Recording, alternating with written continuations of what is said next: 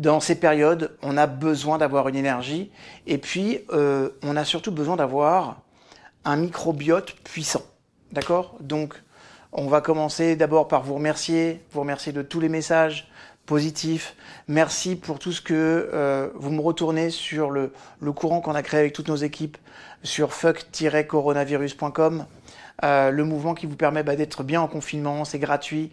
Vous savez, mes chouchous, j'insiste, mais j'ai vraiment créé ce mouvement à la base pour tous mes internautes, pour tous mes followers, pour tous mes chouchous. Donc, allez profiter dessus. Il y a des conférences inédites, il y a de la matière comme vous avez jamais vu, il y a les lives de la NBS, il y a les lives de la Journée de l'Audace, il y a des programmes en ligne qui sont offerts aujourd'hui, qui sont payants habituellement. Vous avez une très grosse matière qui a été aussi donnée par mon ami Yannick Alain sur le travail du réseautage en ce moment, le travail comment faire une candidature irrésistible pour renforcer notre CV. Il y a du yoga, il y a du sport, il y a des recettes.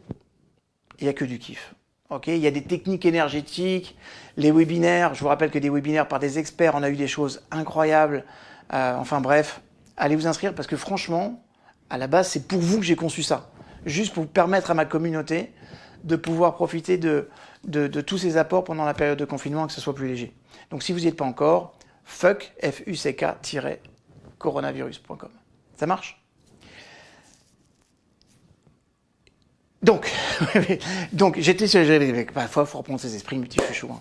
Donc, on va parler microbes aujourd'hui. On va parler des microbes intestinaux et on va voir comment ces microbes intestinaux, en fait, ils communiquent avec le cerveau. Parce que c'est important, parce que vous allez voir que, en fait, l'intestin fournit un environnement qui va permettre aux bactéries de fermenter. Okay, donc ils vont fermenter les quoi? Ils vont fermenter les aliments qui sont digérés. Okay, et ils vont les transformer en toutes sortes de produits chimiques et de molécules qui informent le cerveau en fait de votre état nutritionnel actuel. Okay, j'en ai souvent parlé du microbiote, tout ça. Le microbiote envoie des signaux au cerveau par des voies comme par exemple le nerf vague, le système immunitaire, donc extrêmement important dans ces périodes où on est sensible à tout ce qui est viral, et le système hormonal. Et toute la production de métabolites microbiens, okay, qui sont bioactifs et qui sont libérés justement dans le sang. Il y a des acides qu'on appelle des acides gras à chaîne courte. En termes précis, ça s'appelle des AGCC. D'accord ? Et ça, ce sont des métabolites qui sont produits dans l'intestin par la fermentation microbienne, notamment des fibres alimentaires, et d'hydrates de carbone complexes. Il y a aussi les AGCS, okay, qui peuvent, elles, traverser la barrière hémato-encéphalique, okay, et ça va moduler l'activité cérébrale pour réguler l'appétit, la consommation alimentaire. En fait, vous devez savoir que dans le cerveau, les AGCS ont un effet neuroprotecteur. Okay, l'acide butyrique ou le butyrate, c'est l'un des AGCC. Et en fait, le butyrate, c'est un agent anti-inflammatoire dans le cerveau. Et l'intestin produit également énormément de cela. Okay, et du coup, ça réduit les niveaux de toxines qui vont être nocifs et qui peuvent endommager les neurones. Si je vous parle du butyrate, le butyrate, lui, il va renforcer également la barrière hémato-encéphalique,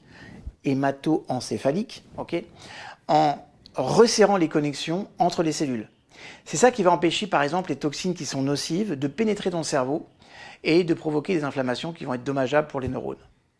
En fait, on observe souvent une fuite de la barrière hémato-encéphalique dans le cas d'obésité et des maladies neurodégénératrices, Alzheimer notamment, d'accord ?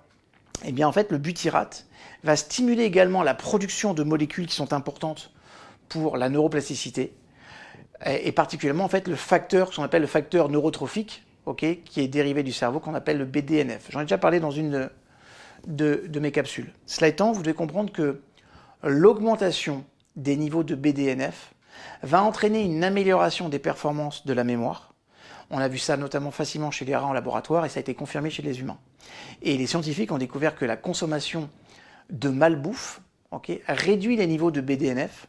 Okay, c'est-à-dire qu'il est très important, surtout dans une période où on a besoin d'avoir un corps et un esprit sain, de manger sainement pour maintenir un fonctionnement optimal de notre cerveau. Et c'est pour ça qu'il y a ce lien.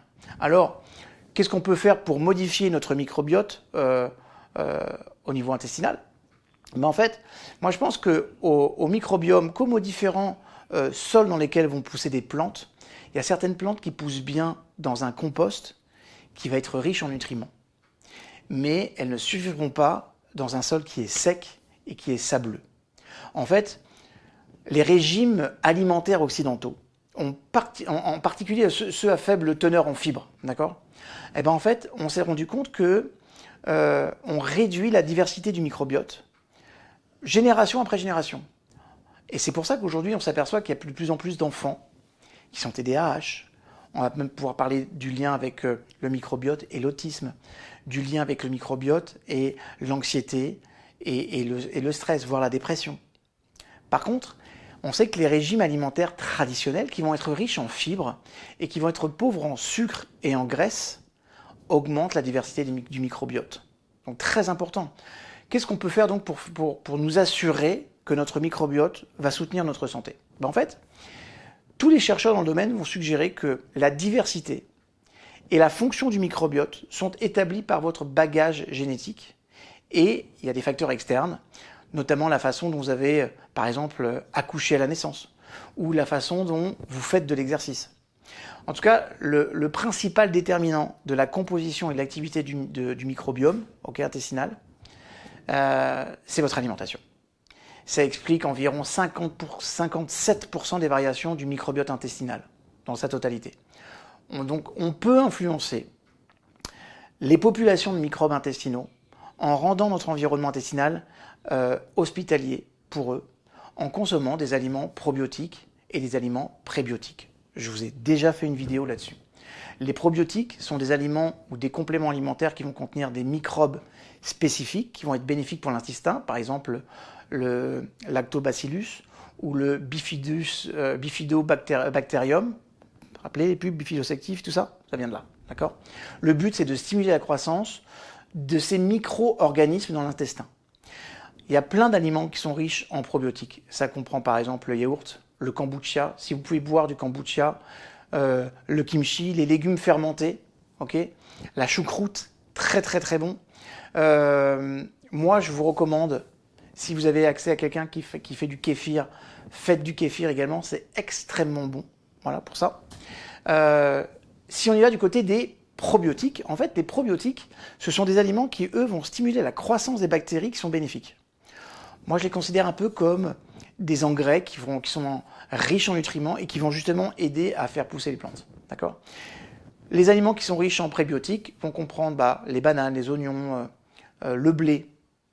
Évite, naturellement, si vous prenez du blé bio, mes chouchous. Très important.